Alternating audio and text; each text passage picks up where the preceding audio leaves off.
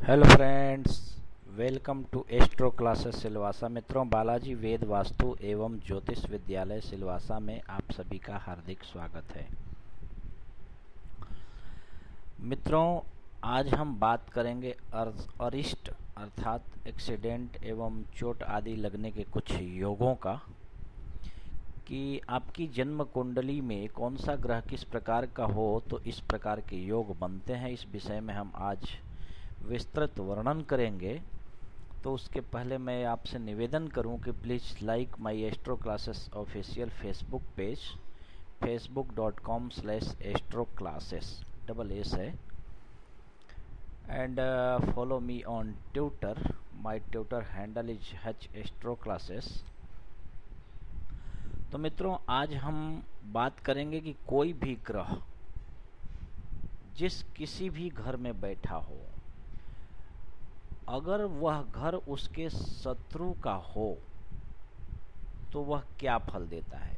एक तो ये बात हुई, और साथ ही दूसरी बात यह है कि संयोगवश वो घर, वो जिस घर में बैठा हो उसके शत्रु का घर हो, वो घर यदि छठा घर हो या फिर पांचवा, सातवां या नवां घर हो या फिर अष्टम भाव हो, तो ऐसे भावों में अपने शत्रु के घर में बैठे हुए ग्रह किस प्रकार के फल देंगे।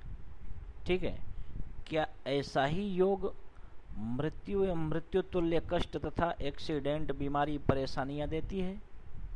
तो आइए आज हम इस विषय में विस्तृत बात करें। इसके पहले please subscribe my YouTube channel for new updates, है ना, and visit my blog and my website astroclasses.com।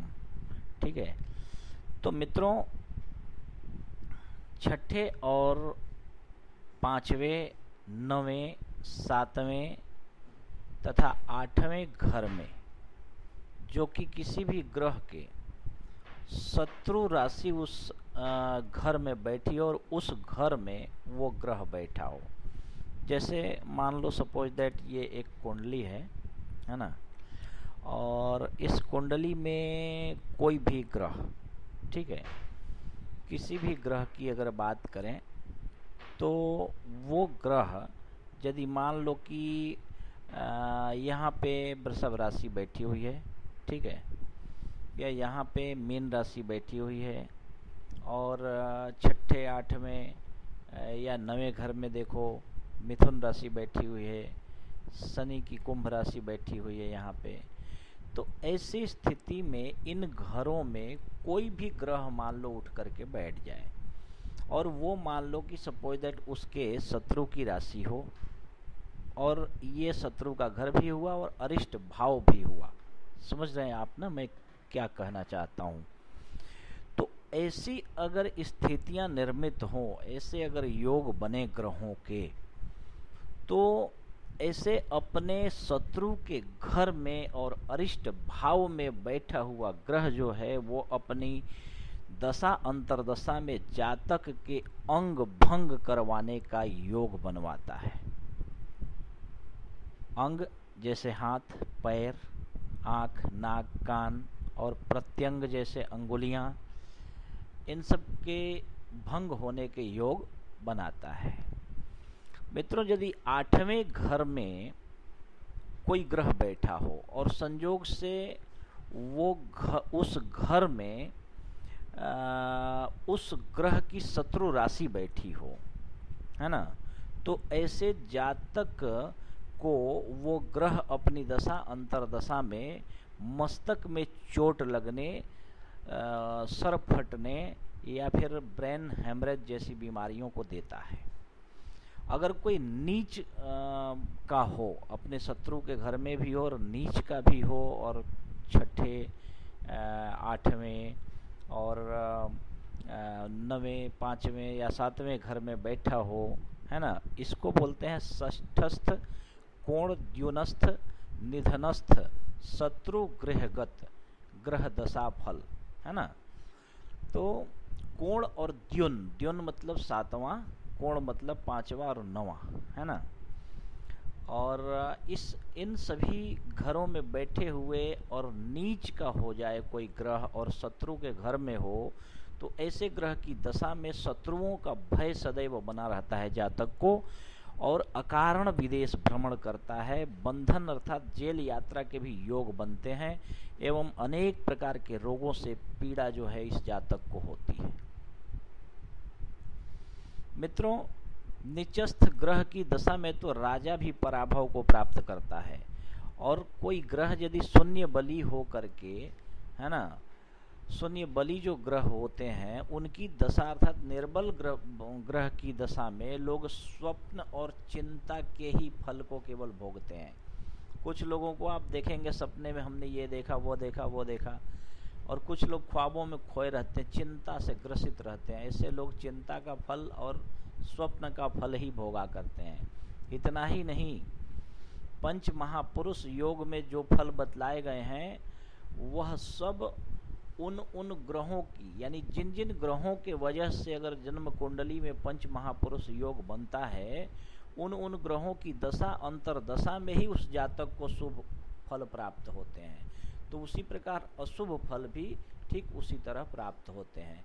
शीर्षोदय राशिगत ग्रह जो होते हैं वो उनका आरंभ काल में, उभयोदयगत जो होते हैं उनके दशा के मध्य में, पृष्ठोदयगत जो राशियां होती है, नीच राशि के ग्रह, है ना, उनका अशुभ फल जो होता है वो दशा के अंत में अपने अपने फल को सारे ग्रह देते हैं। अब आपको मैं शीर्षोदय की बातें बतला देता हूँ। शीर्षोदय यानी कि ये राशियाँ होती है, शीर्षोदय, है ना, यानी कि 3, 5, 6, 7, 8 और 11वीं राशि, यानी कि मिथुन राशि, सिंह राशि, कन्या राशि, तुला राशि, वृश्चिक राशि और कुंभ राशि। ये जो 6 राशियां होती है ये शीर्षोदयी होती हैं।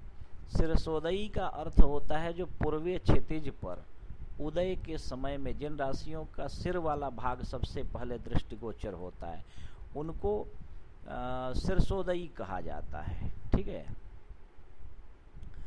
और मकर, वृषभ, धनु, कर्क और मेष 1, 2, 4, 9 और 10वीं, ये जो 5 राशियां होती है ये पृष्ठोदयी होती हैं। पृष्ठोदयी का अर्थ होता है पूर्वीय क्षितिज पर उदय के समय इनका पृष्ठ भाग सबसे पहले उदित होता है।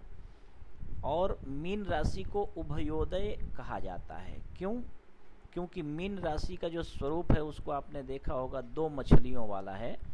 ये 2 मछलियां एक दूसरे से विपरीत दिशा में अपना मुख रखी हुई होती है, और इसलिए उदय हो या अस्त हो कभी भी इनका एक साथ सिर और पुच्छ दोनों दिखता है, इसलिए इन्हें उभयोदय अर्थात सिर एवं पुच्छ एक साथ उदित होने वाली राशि कहा जाता है। ठीक है।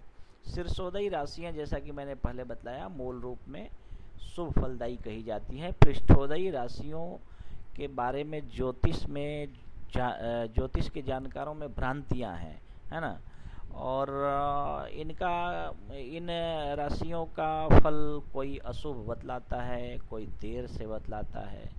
ठीक है। तो मीन राशि सदैव मिश्रित या मध्यम फल देने वाली होती है। इसके अतिरिक्त पृष्ठोदयी राशियां उत्तरार्ध में और शीर्षोदयी राशियां पूर्वार्ध में विशेष शुभ फलप्रद मानी जाती है। ठीक है ना।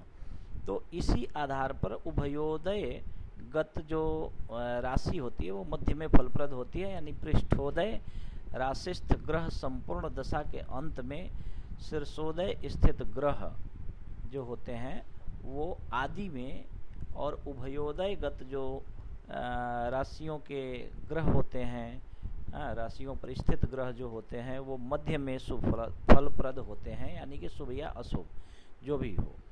ठीक है। तो मूल रूप में अगर बात करें ज्योतिष की तो शीर्षोदयगत जो ग्रह होते हैं वो कार्य साधक होते हैं और पृष्ठोदयगत कार्य नाशक होते हैं, है ना। लेकिन खैर इस विषय में ज्योतिष में कुछ दुविधाएं हैं। तो जो मूल दशापति के साथ में रहने वाले ग्रह होते हैं वो अंतरदशा से अपनी अंतर्दशा में आधा फल देते हैं।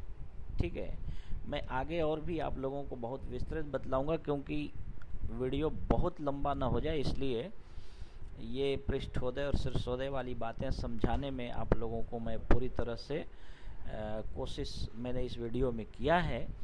अगर न समझ में आए तो आप हमारे वीडियो के कमेंट बॉक्स में लिख सकते हैं, हम आपको बता देंगे।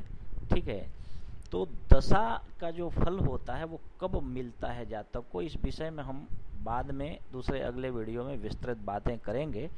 ठीक है, तो thanks for watching, bye and take care, thanks.